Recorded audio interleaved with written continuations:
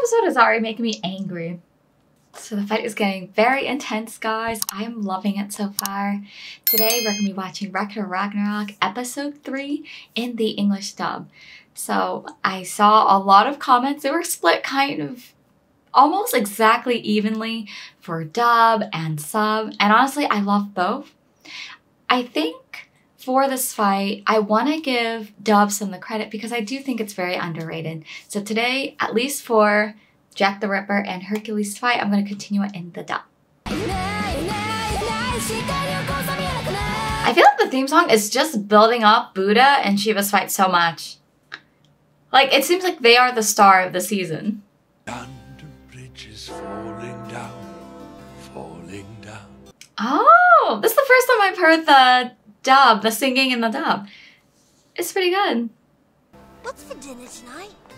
Whatever you'd like, son. This can't possibly be Jack. I mean, look at that smile. And lots of it. Aww. You think you can steal whatever scraps you want just because they're in the bloody bin? Why does he care so much? It's the scraps. And he's a child. I can already anticipate that Jack's story is not a happy one. Oh. Not sewer rats like you. Okay, like the kid chose to be poor and not have food? Anger. Hatred. Oh, so he always had this ability. It seems like... So please, good sir, have mercy. He can sense people's emotions? You leave this time, but don't you ever come back again. Thank you, sir. Oh, this poor kid. You honestly think you're worth more? A used whore like you should be... This episode is already making me angry. What's wrong? Oh, my heart breaks for her. Mother will be just fine. And she's trying to be brave for him, too. What is this? What happened to you? We need to treat it before it festers.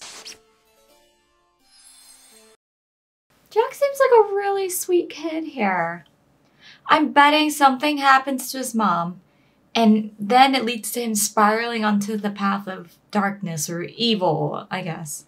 I didn't make much money today, but there's just enough here to buy medicine. Oh, this is such a loving family. Of course, my love. Look, and he read too. You're quite the little bookworm. Strange hobby for a whore's kid. What? Man, his story is tough already. I mean, being born in poverty is one thing, but then to also be surrounded by, honestly, adults who are up to no good or say things like that, really? Like, how is that encouraging for the kid in any way? And as an adult, wouldn't you want to support the kid or like guide the kid, even if the kid's a stranger, right? Like, he's not your family. So I don't expect her to kind of, or the baker from earlier, to be super sympathetic, but at least be neutral. The over attitude of all these adults, besides his mom, just seems to be like, almost like condescending, even if they're not trying to be. Like, oh, do you really think reading will get you anywhere? Ah, I'm so aggravated! But drinking so much won't help either, eh? Sorry, call her out. Lovely examples here for the kid. Is your mum working right now? She's always the belle of the ball, isn't she? And here I am, alone, unwanted, and talking. I sense jealousy. And 5 times she aborted those pregnancies. But the 6th time, she decided to give birth to the baby. Wow. Isn't it a pity knowing you were born at rock bottom? I'm happy here. I'm the happiest person in the world. Ah, we cannot start this episode already with chopping onions. Are you serious? He seems like such a sweet kid. And despite how dark his circumstances seem to be, he shines like he really does. What a radiant, gentle little soul. Justice for Jack. Whatever happened must have really been terrible. What happened? Apparently some client she was in love with got married. Wait, what? Okay, down and out playwright gains big success, set to marry nobleman's daughter. Of course, typical. Typical. Typical! I bet you this playwright went here, Romanced Mary, told her that, hey, when I make it big, you're gonna be by my side, my heart belongs to you. The whole 9 yards. And the moment he makes it big, and he's able to, of course he chose to marry someone of higher social standing. I bet he just said things that she wanted to hear. He swore he'd come back. What'd I say? Don't touch me! Oh my gosh, this is terrifying. Okay, so I'm thinking that the reason why she didn't want to have the other customers' kids was because she didn't have any feelings for the customers themselves. But him being the sixth and only child she kept, I think the playwright might be his dad. And all that love that she was projecting on him was basically her feelings about the playwright or the father. But I'm worried that she's going to treat Jack cruelly because of his dad's betrayal. I wish I'd never brought you into this world.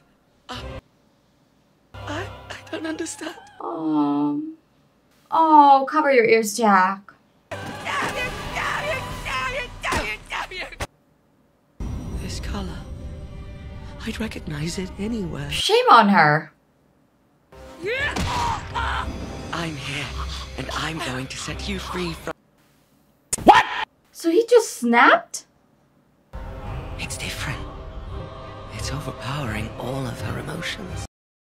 Yeah, it's her soul literally, passing away. I feel like he's always ever seen the ugliest parts of humanity. She was literally his only hope. And to find out even his last hope kind of betrayed him. That's devastating. And as a kid too. I wish that Jack had an adult in his life to support him. Even one person, well, Mary, made a difference. I don't know, I'm conflicted. I feel bad for him, doesn't justify what he's doing.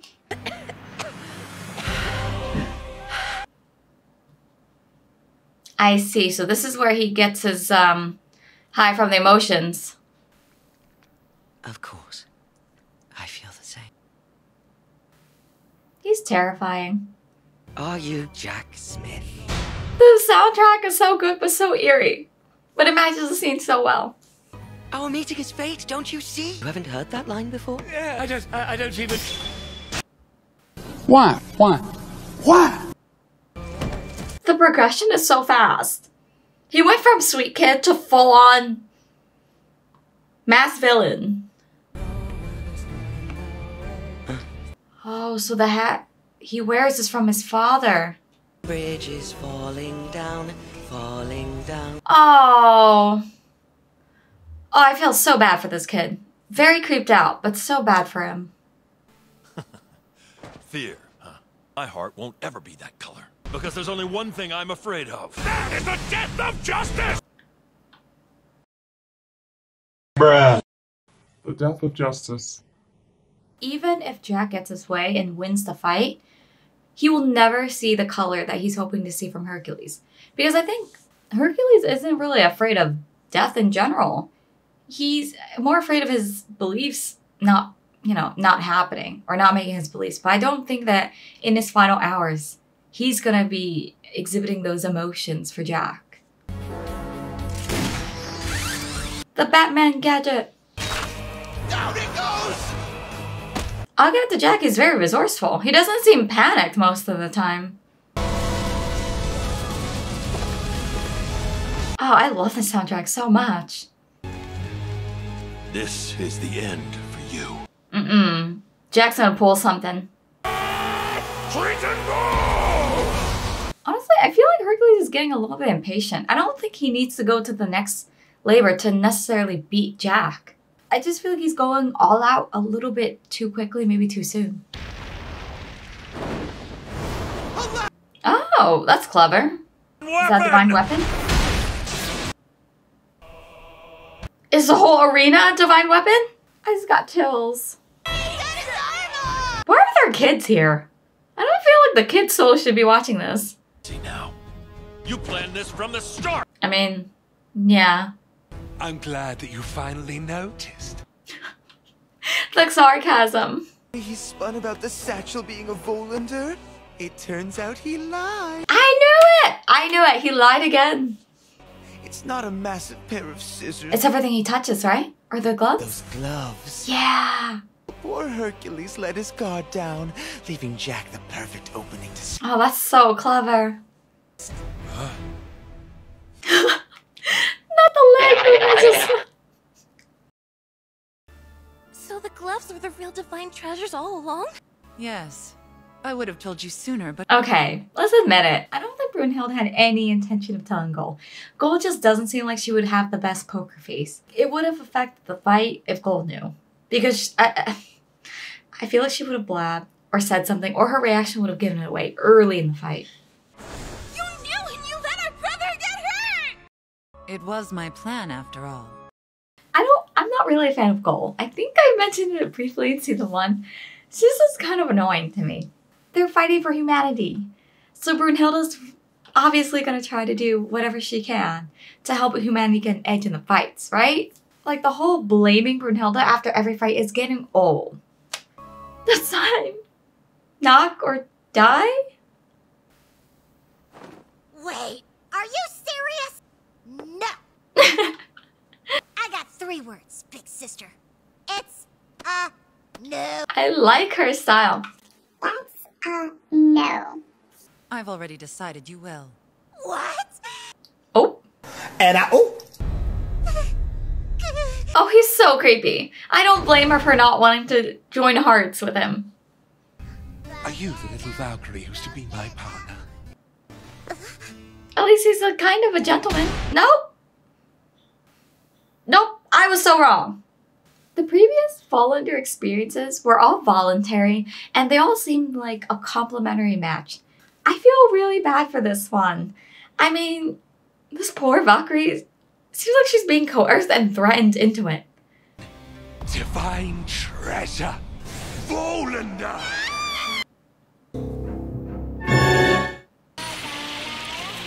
How was he able to force the Volanda process? It is hard to defend Brunhilde on this one. This is totally coerced against her will.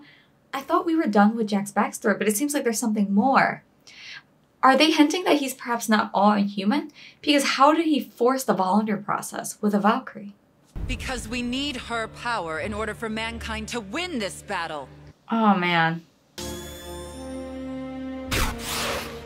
Wow. That's an incredible Volanda. Imagine if Adam had that in his fight. You're in a whole world of danger. A whole world? I don't know why his reactions just make me laugh a little. Has weaponized the entire city of love. I didn't realize I was kind of holding my breath. This whole thing kind of leaves a bad taste. I hate that the Valkyrie is forced into the Volanda with Jack. But at the same time, I can see why Brunhilde made the decision that she did. This is the fate of all of humanity at stake. And I can't believe she made that sacrifice. And because of what she's done for humanity and what she's been willing to do, I wouldn't be surprised if Brunhilde herself stepped in for a fight. Let me know in the comments what surprised you the most in this episode. And I'll see you guys soon.